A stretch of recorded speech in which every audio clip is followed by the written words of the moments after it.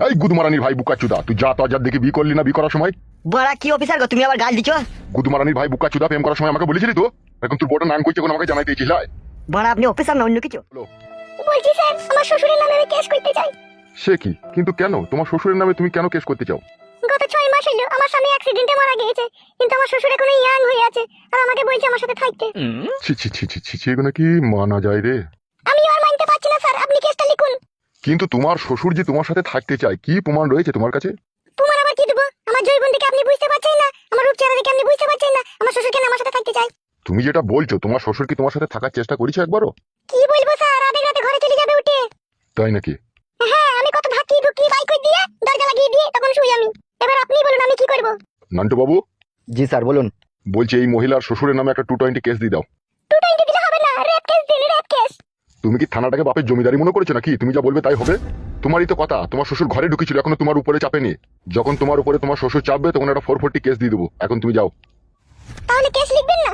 আপনার কি জ্ঞান বুদ্ধি নেই নাকি? কেন?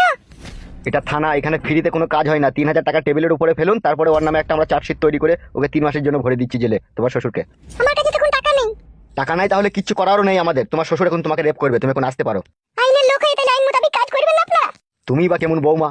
তোমার শ্বশুর এখন ইয়াং হয়ে আছে, তুমি ইয়াং হয়ে আছো, দুজনে এখন ল্যাপটা লেপটি করে সব কেন? তোমার স্বামী তো মরে গিয়েছে। ঘরের মান সম্মান, ঘরের ইজ্জত ঘরেই রাখো গা। ফাইলটু বুড়ো শ্বশুরটাকে জেল খাটিয়ে কি করবা তুমি? আরে বুঝতে পারছি না, ইয়ার অন্য জায়গায় সেটিং আছে, ইয়ার শ্বশুরটাকে জেলে ভরে দিয়ে ও ফাঁকা হইতে চাই।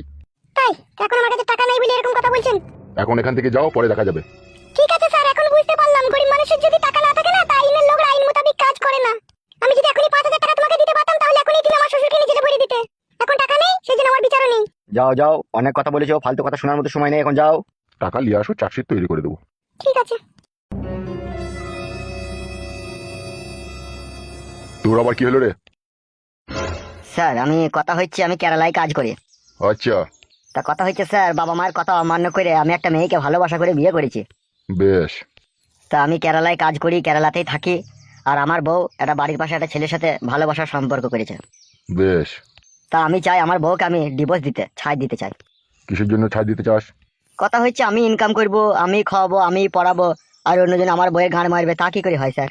এগুলো তো সম্পূর্ণ তোদের দোষ বে বুকাচুদা। কি বলছেন স্যার? আমাকে বিদেশে কাজে যেতে হবে না, আমার বউ ছেলেকে ইনকাম করে খাওয়াইতে হবে না আমাকে? এতে কি করে আমার দোষ হতে পারে স্যার? এই গুদমারানির ভাই বুকাচুদা, তুই যা তো আজাদ দেখে বি করলি না বি করার সময়? বড়া কি অফিসার গো, তুমি আবার গাল দিছো? গুদমারানির ভাই বুকাচুদা প্রেম করার সময় আমাকে বলেছিলি তো? এখন তোর বড় নাম কইছে কোন আমাকে জানাইতে দিয়েছিস? বড়া আপনি অফিসার না অন্য কিছু? এ তোকে ঠিকই বলছি বে, বালমুখো ছোড়া। বুকাচুদা, একটা আই বড় মেয়ে, তার ঘরে থাকা অবস্থাতে তার মা আছে, তার বাবা আছে, তার ভাই আছে, তার বোন আছে, তার আত্মীয় স্বজন আছে, আর সেই অবস্থায় তুই একটা শিয়ানোর সমস্ত ছেলে, তোর সাথে যখন সেই মেয়েটা প্রেম করে সেই অবস্থাতেই তো সে চরিত্রহীন হয়ে যাইবে বুকাচুদা। তাই এখন সে চরিত্রহীন হইতে তার তো আর কোনো বাধা নেই বে। তোর বউকে চরিত্রহীন নোংরা করার পেছনে সম্পূর্ণ তুই দায়ী বে বুকাচুদা। এই গুদমারানি ভাই বুকাচুদার নামে একটা চার্জশিট তৈরি করে ভরে দিতে গেলে। কি বলছেন স্যার? স্যার আপনি? ভাড়াটা বন্ধ কর বুকাচুদা, ভালো করে কথাটা মন দিয়ে শোন। জি স্যার বলুন। তোর বউ এখন নাং করলেও তুই লিবি, ঢেমনি করলেও তুই লিবি, যা করবে তাইতে এখন তোকে মেনে নিতে হবে তোর বউকে। আর নাইলে গুদমারানি ভাইকে না উদ্যম মার দেবো রাত 12টার পরে রিমান্ড দিতে ফেলিয়ে। আপনি কি অফিসার? কিছু আমার মাথায় ঢুকলো না। মাথায় গুদুম করে যখন ডুবো না তখন সব ঢুকবে। সুজা মানে বাড়ি যা, আর বউকে নিয়ে সংসার করগা। গুদমারানি ভাই নিজে অন্যায় করবি, দেখুন কেস মারাইতে এসেইলো, পালাবে এখান থেকে।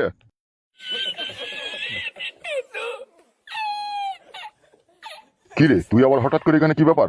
আপনাকে একবার এমএলএ সাহেব ডেকেছে। কোথায় আসতে হবে? আমাদের যে পুরনো গোডাউনটা রয়েছে ওখানে দেখা করতে বলেছে আপনাকে। আচ্ছা তুই যা, আমি ডিউটি শেষে যাব। ঠিক আছে স্যার, আসছি।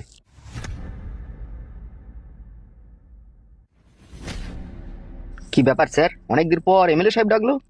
আছে হয়তো পুরনো কোনো ঘাবলা কেস। তাহলে যেতে হবে তো? হ্যাঁ যেতে তো হবে, এমএলএ সাহেব যখন ডেকেছে তখন তো যেতে হবেই। এমএলএ সাহেব কিসের জন্য ডাকতে পারে স্যার? সেখানে না যাওয়া পর্যন্ত আমি বুঝতে পারছি না ও কেন ডেকেছে, বুঝলি?